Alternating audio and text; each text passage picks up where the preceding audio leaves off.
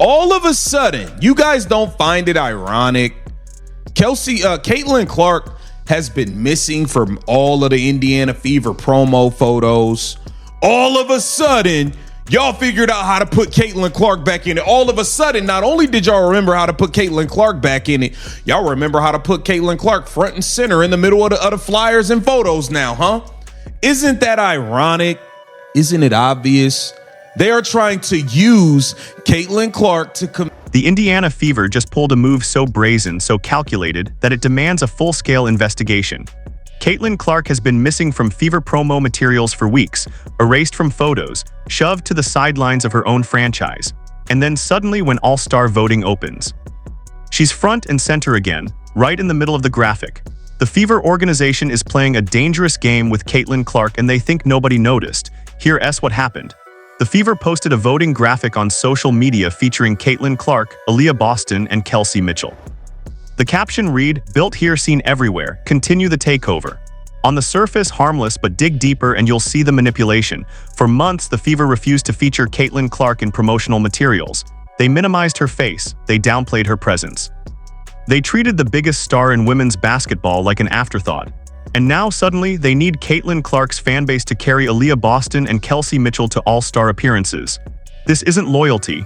This isn't teamwork. This is exploitation.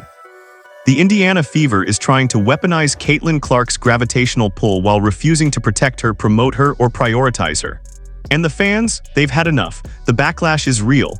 The outrage is justified. Because when you spend an entire season diminishing Caitlin Clark, you don't get to turn around and use her face as a fundraising tool for everyone else. That's not how respect works. That's not how loyalty works. And Caitlin Clark deserves better. The timeline of disrespect toward Caitlin Clark inside the Indiana Fever organization reads like a case study in organizational failure. Let's rewind. From the moment Caitlin Clark was drafted first overall, she brought something the WNBA had never seen, a cultural earthquake. Record ratings, sold-out arenas. A fanbase so rabid they travel across state lines just to watch her warm up. And how did the Fever respond? By freezing her out of team photos. By refusing to feature her in promotional campaigns. By treating Caitlin Clark like a rotation player instead of the franchise cornerstone she clearly is. Then came the All-Star voting period. Suddenly, the Fever remembered Caitlin Clark exists. They shoved her back into the center of every graphic. They made sure her face was the first thing fans saw when they clicked the voting link.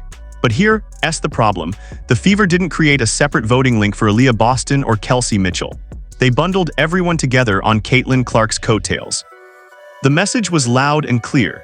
Use Caitlin Clark's popularity to get our other players' votes, then go back to ignoring her when the cameras turn off. No. If people gonna make all-star teams, they need to make it on their own merit. How about that? Give Kelsey her own all-star flyer with a link to it. Let people go click that link. Stop trying to lump everybody in with Caitlin now. All of a sudden. Why don't we stop doing that? What else did they do? They doubled down. Time to lock in. Your all-star vote is worth double today. All of a sudden, Caitlin Clark is back in the middle of the damn photos. This is the moment the Fever lost the benefit of the doubt. Every single fan watching Caitlin Clark dominate on the court, only to see her organization treat her like a utility player, knew something was wrong. Aaliyah Boston has had monster games. Kelsey Mitchell has had good stretches. But neither of them generates the kind of voting power Caitlin Clark commands naturally. And instead of letting those players earn their spots on merit, the Fever tried to siphon Caitlin Clark's fan base into propping up the entire roster. The long-term consequences here are devastating. If the Fever continues this pattern, Caitlin Clark's trust in the organization erodes completely. Star players remember who stood beside them and who used them. When Caitlin Clark's rookie contract ends, every franchise in the league will line up to offer her everything. The Fever's best chance to keep Caitlin Clark was to treat her like the once-in-a-generation talent she is. Instead, they're playing political games with her image. That's not just disrespectful. That's franchise sabotage. Now let's talk about the psychology inside that Fever locker room. Because the disrespect toward Caitlin Clark isn't coming from nowhere. It's coming from a place of jealousy, insecurity, and organizational cowardice. When you have a player like Caitlin Clark, someone who draws more attention than the entire league combined, teammates can react in two ways. They can embrace the spotlight and thrive alongside her, or they can resent her for making them invisible. What we've seen from certain Fever players suggests the latter. There's a reason Caitlin Clark has been missing from team photos. There's a reason the organization downplayed her role in every win. And then Sophie Cunningham went on her podcast and tried to do damage control. She talked about the rookies being in a whirlwind. She talked about the team being in a growing period. But when the subject of clutch plays came up, something interesting happened. Honestly, we were up by 15. We should have never been in that situation. That's something our team has got to work on. It's just like... That's interesting. You talking about the Washington Mystics game. That sounds just like the damn Chicago Sky game. Put the pedal to the metal. Step on their necks. Don't let them come back. But we are in a growing period, and we lost to them. Remember, like, we played them at the beginning of the year, and it went into overtime, and like she hit another clutch, but we finally won this one. So there's... Sophie Cunningham admitted that the team drew up a specific play. She claimed it went to Caitlin Clark. She claimed it was perfectly executed. But here's where the story falls apart. The Fever has a history of freezing Caitlin Clark out in critical moments. We've watched games where Caitlin Clark is wide open and the ball goes somewhere else. We've watched end-of-clock situations where the rookie sensation is reduced to a decoy. And now, suddenly, Sophie Cunningham wants us to believe the play was always for Caitlin Clark. The deeper truth is more unsettling. The Fever organization has allowed a culture to develop where Caitlin Clark is treated as a tool rather than a leader. Compare this to past WNBA dynasties. When the Minnesota Lynx had Maya Moore, everyone knew who the alpha was. When the Seattle Storm had Breena Stewart and Sue Bird, the entire organization revolved around their excellence. But in Indiana, they're trying to have it both ways. Use Caitlin Clark's fame to sell tickets, but refuse to let Caitlin Clark be the face of the franchise. That psychological contradiction is destroying team chemistry from the inside out. Let's talk about the financial and franchise-altering impact of this decision. Because make no mistake, the Indiana Fever is gambling with generational wealth. Caitlin Clark doesn't just sell jerseys. Caitlin Clark changes television contracts. Caitlin Clark fills arenas in cities that never sold out before. The Fever's valuation has skyrocketed solely because Caitlin Clark wears their uniform, and instead of protecting that asset, they're running a con game on her fanbase. The All-Star voting scandal is just the latest example.